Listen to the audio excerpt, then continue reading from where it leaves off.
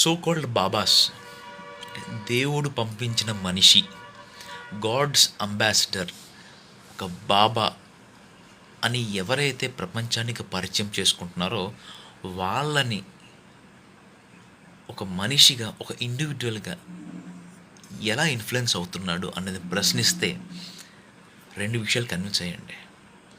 ఈ religious conversions, I don't want to mention any religious party, ఒక మనిషి ఒక మతానికి ఎలా దగ్గరవుతున్నాడు అన్నది నేను ప్రశ్నిస్తే నేను కన్విన్స్ అయిన రెండు విషయాలండి. ఎవరికైనా గ్రోత్ కావాలి, ఎవరికైనా నిన్నటి మీద ఈరోజు బెటర్గా ఉండాలి అనే ఆలోచన ఉంటుంది, ఓకేనా?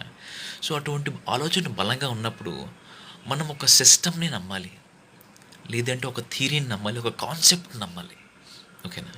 సో ఎప్పుడైతే మనకంటూ ఒక థియరీ, మనకంటూ ఒక సిస్టమ్, మనకంటూ ఒక కాన్సెప్ట్ ఇవి లేకపోతే ఆటోమేటిక్గా మనిషి తను ముందుకు పోవడానికి, తను అనుకుంటూ నిర్మించుకున్న ఒక సిస్టమ్, ఒక వాల్యూస్, ఒక థియరీ, ఒక కాన్సెప్ట్ లేకపోతే ఆటోమేటిక్గా ఎవరో ఒక గవర్నమెంట్కో లేదంటే ఏదో ఒక రిలీజియస్ పార్టీకో ఒక మతానికో ఆటోమేటిక్గా దగ్గర అయిపోతారండి, ఇన్ఫ్లుయెన్స్ అయిపోతాం.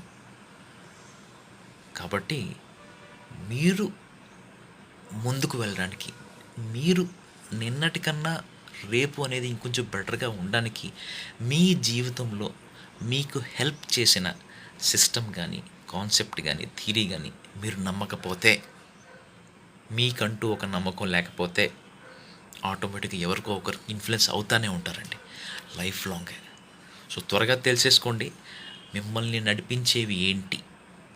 ఇక్కడ దేవుడు కాన్సెప్ట్ కాదు, మిమ్మల్ని నడిపించేది ఏంటి. ఆ ప్రశ్నకి సమాధానం దొరికిస్తే మీరు ఏ మతానికి దగ్గర అవ్వరు, ఎటువంటి రిలీజియస్ పార్టీకి కానీ దగ్గర అవ్వరు, సో ఏ గాడ్ మెన్ని కూడా దగ్గర అవ్వరండి.